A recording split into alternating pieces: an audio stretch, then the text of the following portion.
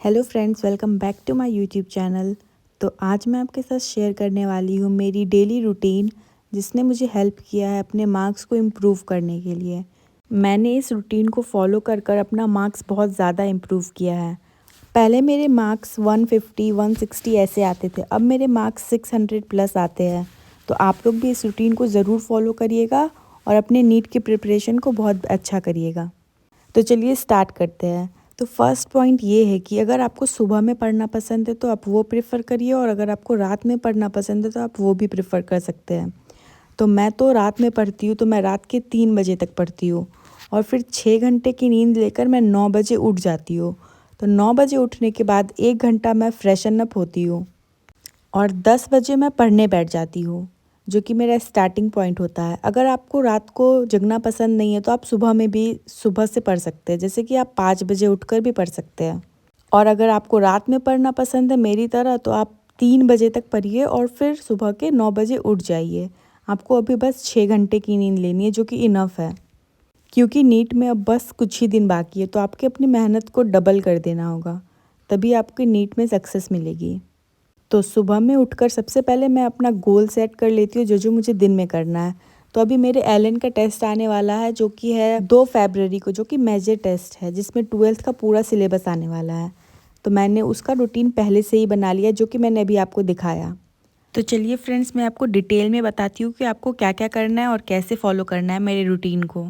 पर गाइज़, ये routine follow करने के लिए आपको बहुत ज़्यादा हार्ड वर्क करना पड़ेगा और बहुत डेडिकेटेड होना पड़ेगा, क्योंकि ये रूटीन ऐसे ही फॉलो नहीं हो सकता। तो चलिए आपको मैं मेरे हिसाब से अपना रूटीन बताती हूँ। सबसे पहले आपको 9 बजे उठ जाना है। आपका मॉर्निंग हो जाना चाहिए 9 बजे। अब 9 बजे से 10 बजे तक आपको जो भी फ्रेश होना है वो आप हो जाइए। आप नहा लीजिए, आपको जो भी करना है सब कुछ कर लीजिए। आप बस 1 घंटे में ब्रेकफास्ट भी आप उसी में करने की कोशिश कर लीजिएगा। उसके बाद आपको बैठकर अपना टुडेज़ गोल सेट कर लेना है कि मुझे आज इतना इतना रिवीजन करना है और कितना पढ़ना है। तो उसके बाद आपको कोई लेक्चर्स देखना होगा, लाइव लेक्चर देखना होगा, तो आप वो देख लीजिए। ये आप अपने हिसाब से कर लीजिए। अगर आपका लाइव लेक्चर सुबह में है तो आप अपना लाइव लेक्चर कर लीजिए, क्वेश्चन प्रैक्टिस करने तो वो कर लीजिए। ये मैं आपको डिटेल में नहीं बता सकती, आपके हिसाब से आपको मैनेज करना है। आप 11th में है, 12th में है, तो अगर आपके लेक्चर्स है, स्कूल है, तो आपको वही करना पड़ेगा। अगर आपके नीट है ओनली, तो आप अपने लेक्चर्स देखिए, या तो क्वेश्चन बना लीजिए या तो एनसीईआरटी पढ़ लीजिए। आपको ये सोच कर नहीं करना है कि आपको दिन में ये करना है, रात को ये करना है, 1 घंटा बायो पढ़ना है, 1 घंटा केमिस्ट्री पढ़ना है। ऐसे मत करिए। आप अपना गोल सेट करिए और आपको दिन भर में उसको कंप्लीट करना है, तब जाकर आपका रूटीन बहुत अच्छे से फॉलो हो पाएगा। तो मैंने सुबह में पूरा पूरा बायोलॉजी एक चैप्टर अच्छे से कंप्लीट कर लिया, क्योंकि एनसीईआरटी से ही क्वेश्चन आते हैं। आप एनसीईआरटी पे स्टिक हो जाइए। आपको बस एक बार लेक्चर देखना और बार बार एनसीईआरटी पढ़नी है। आपको बार बार लेक्चर्स की तरफ नहीं जाना है। और अगर आपको लेक्चर्स देखने भी है तो आप वन शॉट माइंड मैप के लेक्चर्स देख सकते हैं, जो कि बहुत ईजी है, 1 घंटे में हो जाएंगे और आपका पूरा चैप्टर का रिविज़न बस 1 घंटे के अंदर हो जाएगा। तो मैं तो उसे फॉलो करती हूँ। अगर आपको करना है तो आप कर लीजिए। वो भी बहुत हेल्पफुल है। विपिन सर के, आकांक्षा मैम के, इन दोनों के लेक्चर्स A1 है। आप लोग कौन से बैच को फॉलो कर रहे हैं नीट के लिए, मुझे ये भी बताइएगा। अगर आप ऑनलाइन स्टूडेंट है या ऑफलाइन। उसके बाद देखिएगा, ये सबसे इम्पॉर्टेंट, टेस्ट देने के बाद हमें उसे एनालिसिस करना होता है, जो कि बहुत सारे स्टूडेंट्स नहीं करते हैं। तो मैं आपको बताती हूँ कि इसे एनालिसिस कैसे किया जाता है। तो जो भी क्वेश्चन आपके टेस्ट में गलत हुए हैं, आपको अपना एक मिस्टेक कॉपी बनाना होगा और मिस्टेक कॉपी के अंदर अपने सारे क्वेश्चन आंसर्स को उसके अंदर लिख लेना है। देखिए मैंने कितने अच्छे से बनाया है इसे। ये इस तरह है मेरे सारे क्वेश्चन आंसर जो भी मैंने गलत किया था टेस्ट में। आप लोग अपने मिस्टेक को कैसे सुधारते हैं मुझे कमेंट में बताइएगा।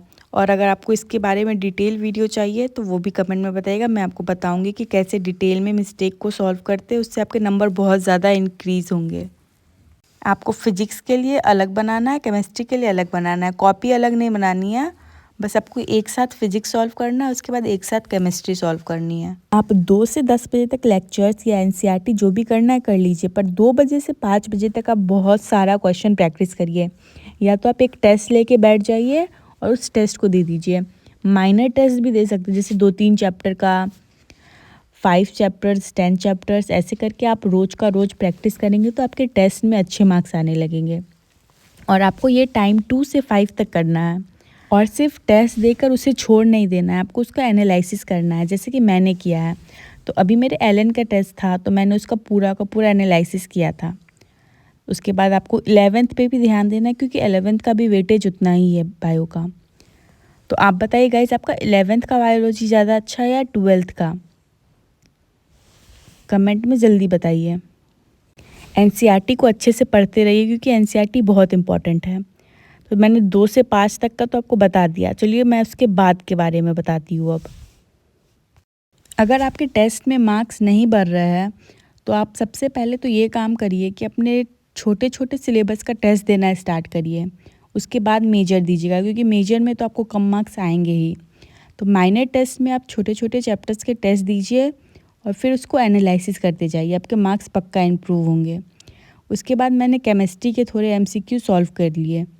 आपको जब भी टाइम मिले टेस्ट के बाद 1 घंटे के लिए आप केमिस्ट्री ज़रूर सॉल्व करिए क्योंकि केमिस्ट्री बहुत इंपॉर्टेंट है।